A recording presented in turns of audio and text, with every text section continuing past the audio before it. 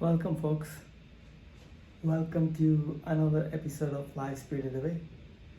It's been few days or maybe a couple of weeks. I have not posted any videos, and I have no regrets because not many people are watching my video, which is good in a sense because I don't feel much vulnerable.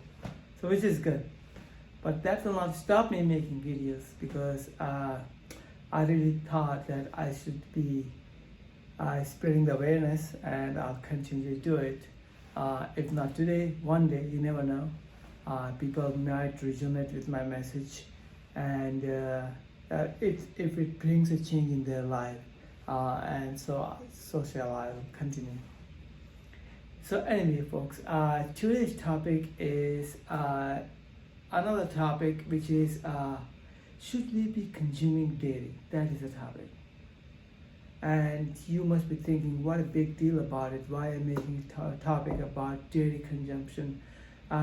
We have been doing it ever since, and what's so new about it? So today we'll discuss a bit more, dive more detail into it. So first I will walk you through the brief history of our dairy, and then perhaps we'll walk through what is the issue that we have as dairy industry, what are the issues that facing the animals, and we will just dive more into it, and then perhaps we'll look for some kind of solution for that. So going back to the dairy industry, you see, dairy has been part of our diet ever since.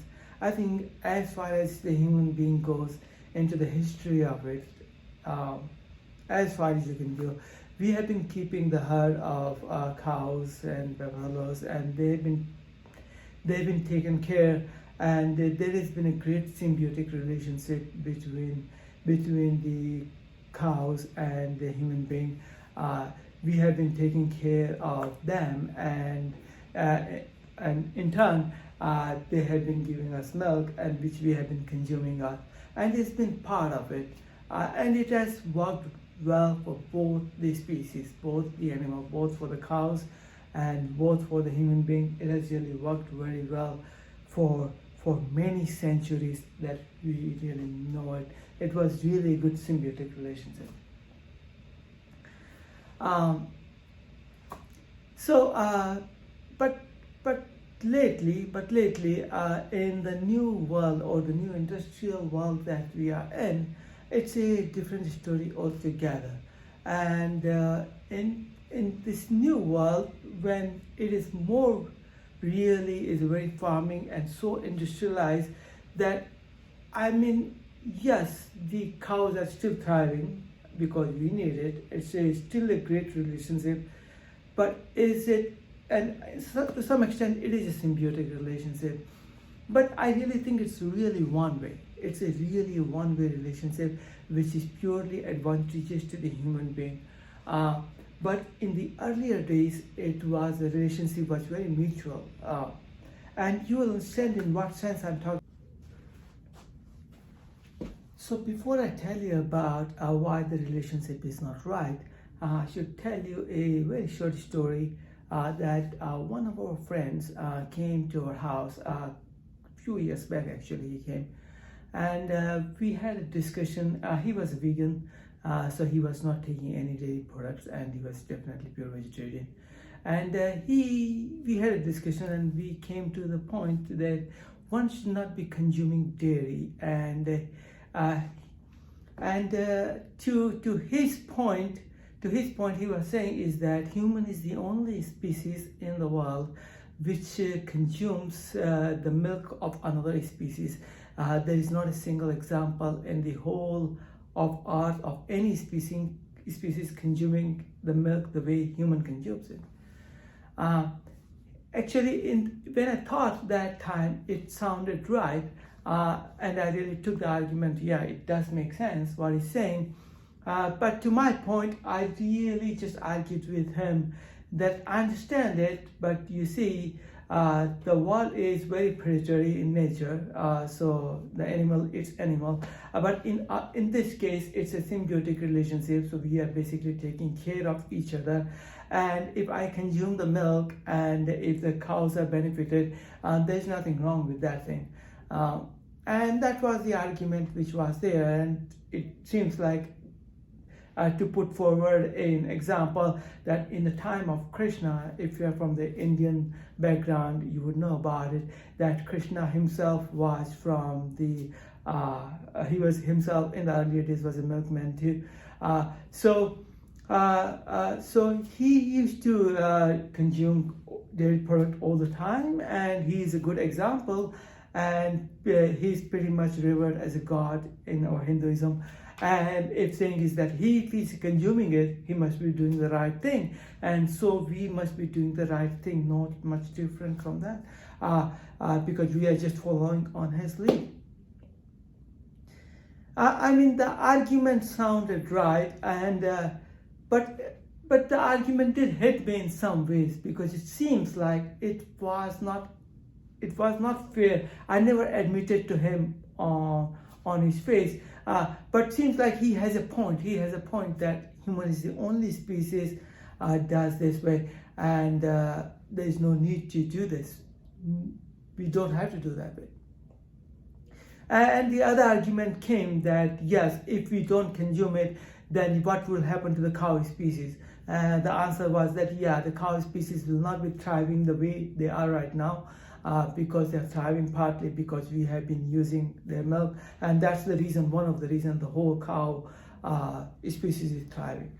That's the second, which I found good enough. But after the years, I kept on thinking about it, and the question never came. There's a piece of it that was hurting me, and the point is that if I really accepted its argument, I kind of knew that if I really accept it, then I pretty much have to give up milk, because if I accept it, that means it's a whole change of lifestyle for me, right? I'm sitting in a very comfortable lifestyle, and I've been used to it ever since the childhood. And suddenly, if I don't consume dairy, I don't consume milk, I don't stop having tea, I have no curd, I have no buttermilk, the whole world basically changes and falls apart for me. And that is the kind of picture in my background. But so I keep on justifying the way I just gave the argument, which wasn't bad by any means. And I think if that is the case, perhaps still I continue to do it. But I hear the others. I appreciate the other side of the point. But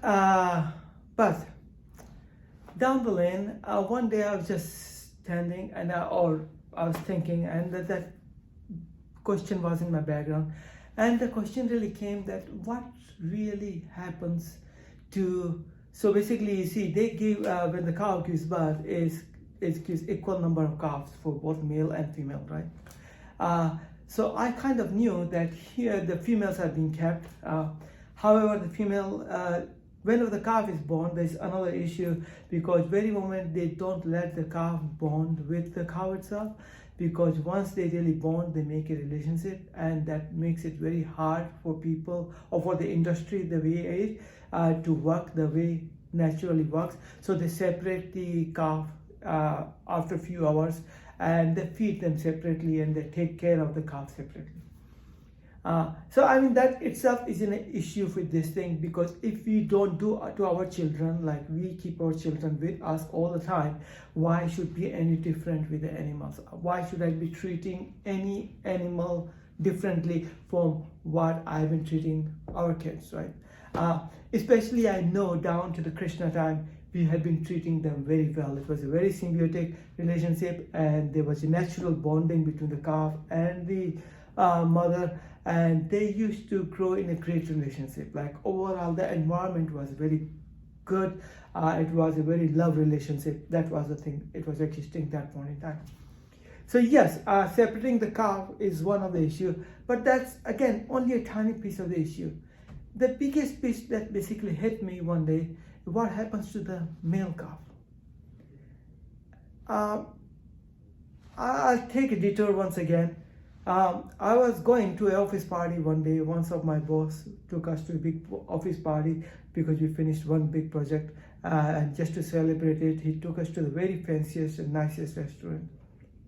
And well, you find different kind of food items there, and one of them was veal, and I wasn't understanding what a veal was at that point in time. And when I asked veal, he's saying is that, oh, veals is basically it's calf's meat. I said, really? It's calf's meat? And I kept on thinking, why would anyone ever kill a calf? Like that thing, very moment, the first thing starts bothering me.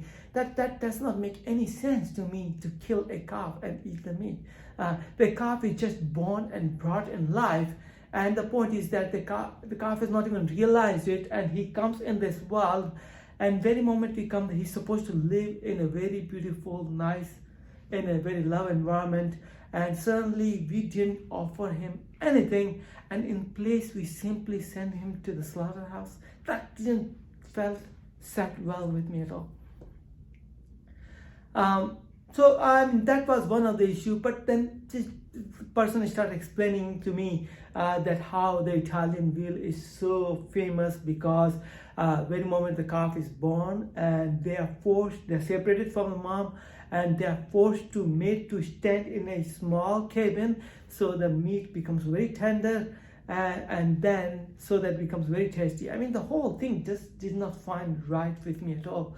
Like any animal they are born, they are so innocent in nature, that they are so pristine, pure, innocent in nature, and we should be welcoming the life in every form that really comes to it, right? And why would anyone do this way, right? So then I connected a piece. So what happened to the male calf? And I soon realized that yes, oh, that makes sense. That female calf is basically made separated and basically fed separately, and they are made to grow till maturity. But the male calf is right away sent back to the slaughterhouse to be killed. And that piece baffled me. That does not make sense to me at all. Like, I am first separating the mother and the calf. That's one thing. And the second thing is that I'm sending the calf straight to the slaughterhouse, and then I'm consuming this milk. And that thing really was a very unsettling feeling in me. And that basically made me to the realization that should I be really consuming dairy? And it was a huge change. The revelation was huge, but revelation means I basically take some action, right? I mean, otherwise it's no point, right? If I don't take any action on it and never continue to life, that doesn't make any action. And means that's a huge change in my lifestyle, right? And I was really thinking that I stopped milk, no tea, no milk, no buttermilk, no curd, and whole kind of recipe changed. And I really thought that if it is the case, then let it be. Let's go for it. And soon I realized is that yes, the change initially this was not easy, but soon you realize that any kind of emptiness really rise to a new thing, and you come up with new recipe, you open up to new ideas, and you see what it can offer us, and you start seeing from world from a new perspective. And suddenly starts the magic happening, starts again. And that's exactly what starts happening around, right? And at least that's why I start trying it out, and I'm living a new lifestyle, and it's a change, and it's good, and it's not a small stride to make this change, but once you start make the change, and once you start getting in the rhythm, and slowly start getting used to it. So I really thought that we should not be consuming dairy knowing what I just told you about it. It started affecting me because you see, yes, consuming dairy in the old age, I did not mind because yes, it was between the mother and the calf, it was a symbiotic relationship. It was completely love-filled relationship. and the humans were very compassionate. It was not industrial kind of stuff, and they were really well taken care of it. And in India, cows is really treated as sacred. So I know the relationship was really great that time, but in the new world, it is not. And even in India, what really happens is that yes, they still treat the cow sacred. In India it is, but I don't think so that they treat the male calf the same way. I've heard stories that once the male calf is born, they will not kill it because it's sacred, but they will take it and tie it to a temple, and eventually it's find its own death, natural course of time. And I can understand it. You see, I don't blame here anyone. I don't blame the industry. It is just the human nature. That human nature is just very self-centered. We are definitely very self-centered. And whatever really feels advantage, and our intent has power, right? Our intent has a lot of power. And our intent says, okay, I don't need the male calf. And suddenly the intent slowly and slowly, the intent results into a thought, the thought results into our action, and the action results into the fruits, right? And if you don't want it, yeah, sure, it will not survive, because you see, it all starts with the intent. So I don't blame anyone for this thing. It is just the human nature. It's just how it really works, because most people are not in their self-awareness, and I don't even expect them to be. I mean, I can make my effort here, but it's so we can do our best effort, right? So to that sense, I really thought that what we can do on our part, right? So then I soon realized, and they started looking for option. I really soon that I'm not the only one.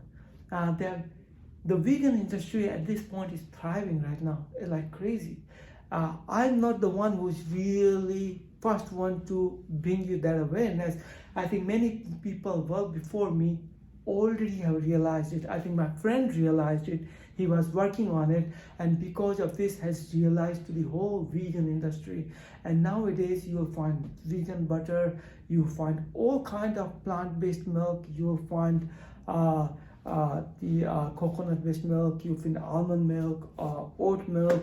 You have a whole bunch of options available right now, which were not available earlier.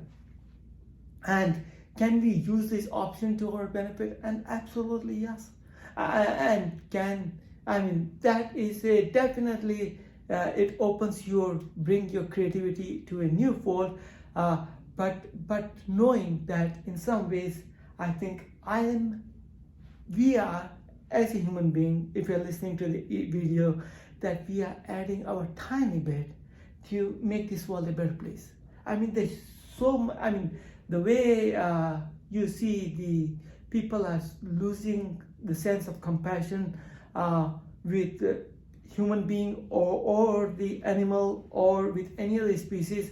It's just we are bringing the sense of compassion back into the society, back into the humanity, and this tiny little change, this tiny little compassion change is starting from your house. It slowly and slowly spread out. It does spread out, and from your family, it will reach to your friends. From friends, it will reach to your society. From society, it will reach to your country. From country, it will reach to the world. And the small things makes a lot of difference. So folks, I think I'll end today's video on this note. Hopefully you get something out of it. Please do continue to spread the awareness about it. Until next time, I'll see you again. Peace on earth. Peace everywhere.